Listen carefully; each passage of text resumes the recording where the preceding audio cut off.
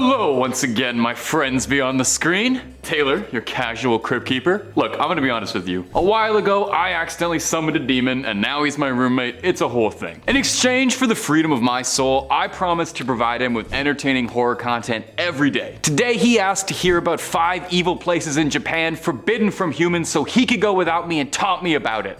He's a piece of work, but let's waste no more time and appease Balfagor. This is the top 5 evil places in Japan humans are prohibited from entering. Look, sure, these places are locked down, but let me know down below in the comments which of these you would just love to get to see up close and personal. Let's get into it. Number 5, Himuro Mansion. Up first on this list of haunting places in Japan is Himuro Mansion, an oft-repeated folk tale and Japanese urban legend that's told with a hushed whisper. It's one of the more famous urban legends of Japan and actually ended up inspiring the Fatal Frame series of horror video games if you're a fan of those. The legend goes that the mansion once belonged to a wealthy and influential family. Noble and well-respected, people would speak of rumors of the family's involvement in the occult and their practice of sinister rituals. The most notorious one was known as the strangling ritual, which was performed every half-century to prevent an ages-old dark curse that would engulf the mansion and its inhabitants and spill out into the surrounding lands. This ritual involved selecting a young noble girl from a prestigious lineage. She was then known as the Rope Maiden, and I know what that name sounds like, but it's not for good reasons, trust me. The Rope Maiden on the day of the ritual would be tied and bound to 4 horses, and I promise you don't want to know what comes next, but you can probably imagine. The story goes that when it came time for the last ritual, the maiden was smitten with a member of the family who wanted to run away with her. The patriarch of the family raised his blade to the maiden and then on his own family, and finally himself. Himuro Mansion was abandoned and lost to time. Whether or not it still stands is even a dispute. The legends say that if you find Himuro Mansion and you take photos at it, you'll see the ghosts of all the Rope Maidens of past. This legend is what directly inspired the Fatal Frame series of horror video games, which all revolve around using a camera to take pictures of ghosts in abandoned mansions. So you can see where that idea turned into the final project. They're one of the most terrifying games I've ever played, and if you've never played one, I definitely recommend, especially if you're a fan of Japanese urban legends. And I assume you are, so why you're watching this video. But if you're looking for more Japanese urban legends, or heck, any urban legend around the globe, Top 5 Scary has all of that and then some. In fact, if you can think it up, we've probably done a video or 2 or 3 on it. So hit subscribe, please make sure you hit that bell as well, and would you kindly do that at the end of this video, because I got 4 more scary Japanese urban legends coming for you right now.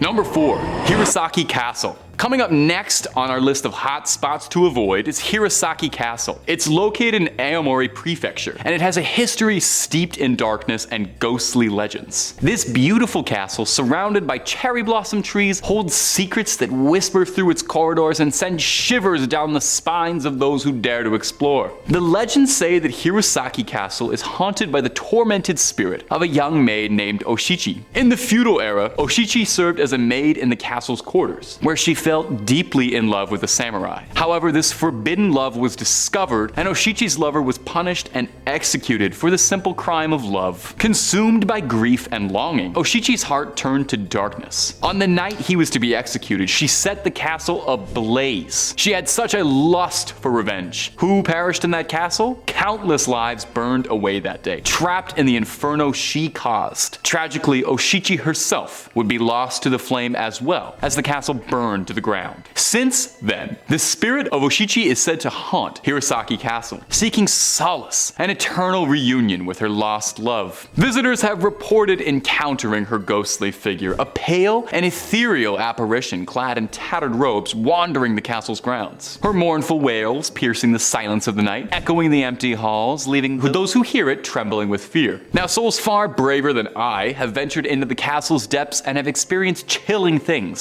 Sounds of footsteps that appear to be coming from nowhere but following them, a cold gust of wind that tickles the back of their necks, and an overwhelming feeling of being unwatched by unseen eyes. Shadowy figures flickering in the corner of your vision. Some visitors have even claimed to witness the sight of flames dancing in empty rooms, a ghostly reminder of the tragedy that unfolded centuries ago. I'm certainly not brave enough to visit Hirosaki Castle, but if you are, definitely check it out. I just recommend you know exactly exactly where the fire exits are before you go, just in case. If it happened once, it might happen again. That's all I'm saying. Number 3, Himeji Castle and Okiku's Well. Himeji Castle. It's a majestic fortress located in Himeji City. Despite the castle's outward beauty, it hides a dark legend centered around a cursed well, so infamous that it's inspired countless folk tales and the iconic Japanese horror classic Ringu. The legend revolves around a girl named Okiku, who served in Himeji Castle during the feudal era. Okiku possessed a great beauty and caught the attention of a samurai lord. She rejected his advances due to her loyalty to another samurai. Enraged by this rejection, the lord framed Okiku for a crime and accused her of stealing one of 10 precious family heirloom plates. Okiku knew she was innocent, and thus she refused to confess to the crime. The lord was a sadist and treated Okiku with cruel impunity. He tormented her, subjecting her to unspeakable acts, things better left said in polite company like my YouTube friends. Determined to get her to confess to this false crime, he cast her into a well, where she would fall to her death. This well is now known as Okiku's Well, and it's become a place of dread and sorrow. Do not drink anything that comes out of this thing, because it's said that Okiku's ghost emerges from the well, counting the plates repeatedly in a desperate attempt to prove her innocence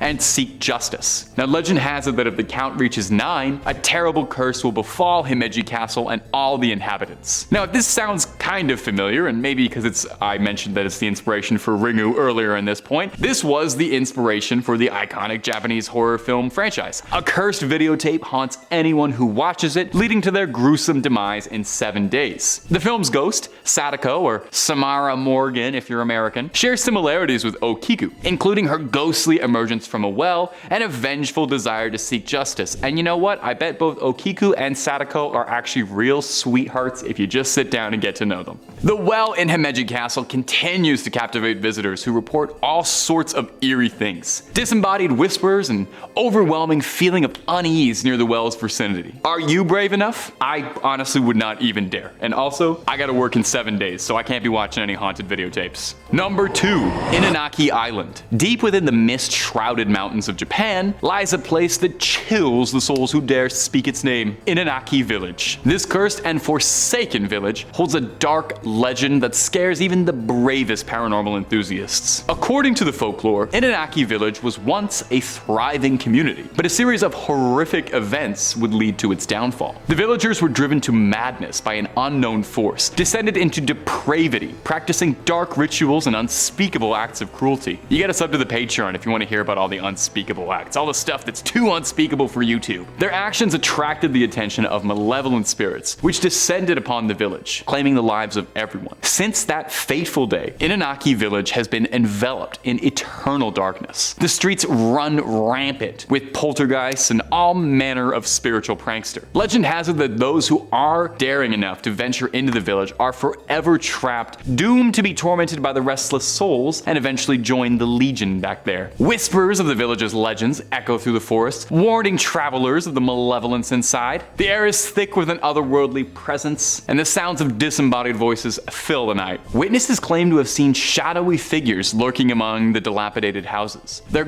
eyes filled with anger. It's said to be a place where time stands still, macabre secrets locked away from the world. Now, those who have entered its boundaries report all these things like sudden drops in temperature, a feeling of being watched, scratches appearing on their bodies. The anguished cries of the torment souls who met their gruesome fate reverberate through the darkness. Inunaki Village stands as a reminder of the depths of human darkness and the consequences that follow, and it serves as a warning for those who hear its name. I personally probably wouldn't go, but I recommend you might, and hey, if nobody's living there except ghosts, I'm willing to bet you can probably get an amazing deal on a 1-bedroom there. Might be worth looking into investing. Number 1, Hashima Island. And finally, we've come to our conclusion with Japan's Hashima Island, which is commonly known as Gunkanjima Battleship Island. It is a small, abandoned island located approximately 15 kilometers off the coast of Nagasaki. The island's most distinctive feature that you'll recognize is that it looks like a battleship, hence the nickname Battleship Island. It's not just because they love the Milton Bradley Company over there. Hashima Island was once a thriving coal mining community during Japan's industrialization period. In the early 20th century, Mitsubishi developed the island to extract coal from the island's rich undersea mines as a demand for coal increased, the population on the island grew as well. To accommodate this growing workforce, high-rise apartment buildings were constructed, making this island one of the most densely populated places in the world at the time. Imagine how bad the rent was here. Now, eventually the island got just too saturated in the 50s. With a decline of coal mining in the 70s, the island's viability decreased and Mitsubishi shut down the mines. The inhabitants left, with nothing left on the island but dust and echoes. Hashima Island still perseveres on. Decaying buildings, rotting concrete, dilapidated roads, decrepit remains of what used to be a bustling community. Do I have another synonym for rotting? Not sure, but if you've got a thesaurus handy, leave one in the comments. The remnants of daily life have been left untouched, leaving behind a very ghostly atmosphere that evokes feelings of stuff like Chernobyl. Now, access to most of the island is very prohibited. The place is deteriorating fast, and local government worries that, any unsupervised intrusion will cause future damage. So there are some incredibly limited guided tours for those looking to wander amidst the memories. And Hashima Island definitely has an appeal to it. It's captured the interest of photographers, filmmakers, all sort of drawn to that post-apocalyptic look. And it serves as a nice, poignant reminder of the rapid industrialization and subsequent decline that characterized Japan's history and the human stories that unfolded within its concrete walls. And what's scarier than thinking about how industrialization and the capitalist machine will eventually kill all of us? Nothing, except maybe like a ghost. A ghost is pretty scary. Anyway, that's about all she wrote for this one, my ghouls and goblins. Thanks so much for watching. You keep on creeping on now, and I'll see you in the next one.